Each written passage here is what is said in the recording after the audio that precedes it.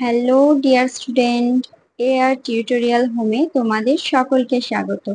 আজ আমি ক্লাস 10 এর বিষয় ভূগোলের অধ্যায় ভারতের জলসম্পদ নিয়ে কিছু এমসিকিউ কোয়েশ্চেন আলোচনা করব। এবার হয়তো তোমরা ভিডিওটি শুরু থেকে শেষ পর্যন্ত নাও দেখতে পারো, তবে আমি তোমাদের গ্যারান্টি দিয়ে বলছি ভিডিওটি শেষ পর্যন্ত দেখতে থাকো, তোমরা অবশ্যই পরীক্ষায় 100% কমন পেয়ে যাবে। তো চলো আজকের ভিডিও শুরু করা যাক। আজকের প্রথম প্রশ্ন, ভারতের সর্বাধিক জলসেচ করা হয় কোন পদ্ধতিতে? এর উত্তর হয়ে যাবে কূপ ও নলকূপ। কূপ ও নলকূপে। চলো দ্বিতীয় প্রশ্ন, ভারতের একটি অন্তর্বাহিনী নদীর নাম কি? ভারতের একটি অন্তর্বাহিনী নদী, এটা আমরা প্রায় জানি, এর উত্তর হবে লুনি।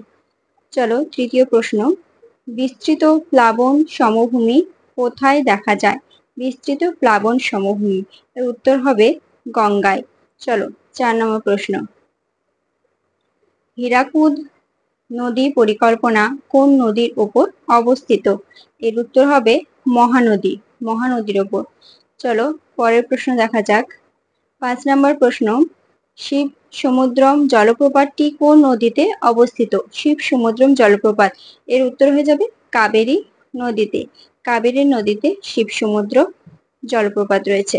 চলো, ভারতের দীর্ঘতম নদী কোনটি? ভারতের দীর্ঘতম নদী আমরা সকলেই প্রায় জানি, এর উত্তর হবে গঙ্গা। চলো পরের কোশ্চেন দেখা যাক। পশ্চিম বাহিনী নদীগুলির মধ্যে দীর্ঘতম নদী কোনটি? পশ্চিম বাহিনী নদীগুলির মধ্যে দীর্ঘতম নদী হলো নর্মদা। চলো পরের প্রশ্ন, 8 নম্বর প্রশ্ন দেখা যাক। ভারতের দীর্ঘতম উপনদী কোনটি? ভারতের দীর্ঘতম উপনদী কোনটি? এর উত্তর হয়ে যাবে যমুনা। চলো নেক্সট, নলকূপের মাধ্যমে জলসেচ করা হয় কোন মৃত্তিকায়? নলকূপের মাধ্যমে জলসেচ করা হয় কোন মৃত্তিকায়? এর উত্তর হয়ে যাবে পলি মৃত্তিকায়। চলো নেক্সট 10 নম্বর কোয়েশ্চেন, যে সকল নদীতে বর্ষাকাল ছাড়া সারা বছর জল প্রায় থাকে না তাকে কি বলে?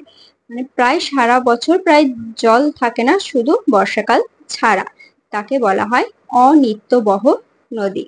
ভিডিওটি এগিয়ে নিয়ে যাওয়ার আগে বলি, তোমরা যদি আমাদের চ্যানেলে নতুন হয়ে থাকো তাহলে অবশ্যই আমাদের চ্যানেলটিকে সাবস্ক্রাইব করে রাখবে, যাতে এই ধরনের আরো নতুন নতুন ভিডিও তোমরা পেয়ে থাকো। চলো পরের প্রশ্ন, ব্রহ্মপুত্র নদ ভারতে কি নামে প্রবেশ করেছে? এর উত্তর হবে দিহং। ব্রহ্মপুত্র নদ, এর উত্তর হয়ে যাবে দিহং। চলো 12 নম্বর প্রশ্ন দেখা যাক। 12 নম্বর প্রশ্ন রয়েছে, ভারতের বৃহত্তম লবণাক্ত জলের উপর এটা হবে উপহ্রদ কোনটি? ভারতের বৃহত্তম লবণাক্ত উপহ্রদ হবে চিল্কা। চলো, ভারতের বৃহত্তম বহুমুখী নদী পরিকল্পনা কোনটি? ভারতের বৃহত্তম বহুমুখী নদী পরিকল্পনা হবে ভাকরা নাঙ্গাল প্রকল্প। চলো পরের প্রশ্ন, 14 নম্বর প্রশ্ন দেখা যাক।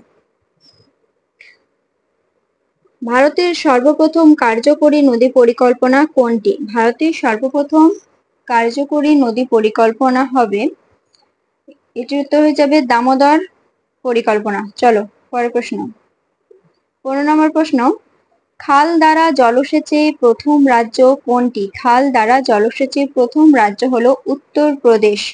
উত্তরপ্রদেশ। চলো পরের প্রশ্ন দেখা যাক। ভারতের সম্বর হ্রদ আসলে কি?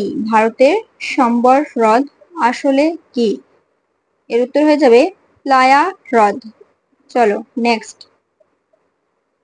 ভারতের বৃহত্তম কয়ালের নাম কি? ভারতের বৃহত্তম কয়ালের নাম কি? ভারতের বৃহত্তম কয়াল হলো ভেম্বানাদ। চলো পরের প্রশ্ন, 18 নম্বর প্রশ্ন দেখা যাক। ভারতের বৃহত্তম মিষ্টি জলের হ্রদ কোনটি? ভারতের বৃহত্তম মিষ্টি জলের হ্রদ হলো উলার হ্রদ। চলো 19 নম্বর কোশ্চেন, দক্ষিণ ভারতের দীর্ঘতম নদীর নাম কি? দক্ষিণ ভারতের দীর্ঘতম নদীর নাম কি? উত্তর হবে গোদাবরী। চলো পরের প্রশ্ন, বৃষ্টির জল সংরক্ষণে ভারতের প্রথম রাজ্য কোনটি? বৃষ্টির জল সংরক্ষণে ভারতের প্রথম রাজ্য হলো তামিলনাড়ু। চলো পরের প্রশ্ন। ভাকরা নাঙ্গাল নদী পরিকল্পনা কোন নদীতে গড়ে উঠেছে? ভাকরা নাঙ্গাল নদী পরিকল্পনার উত্তর হবে শতদ্রু নদীতে। চলো পরের প্রশ্ন, 22 নম্বর কোয়েশ্চেন। ভারতের বৃহত্তম জলাভূমি কোনটি? ভারতের বৃহত্তম জলাভূমি হলো কালী ভ্যালি। চলো পরের প্রশ্ন। কোন নদী স্কাই রিভার নামে পরিচিত? উত্তর ব্রহ্মপুত্র নদ। চলো। পবিত্র নদী রূপে দক্ষিণ ভারতের গঙ্গা বলা হয় কোন নদীকে? পবিত্র নদী রূপে দক্ষিণ ভারতের গঙ্গা বলা হয় কাবেরী নদীকে। উত্তর হবে কাবেরী নদী। চলো পরের প্রশ্ন, 25 নম্বর কোয়েশ্চেন আর লাস্ট কোয়েশ্চেন।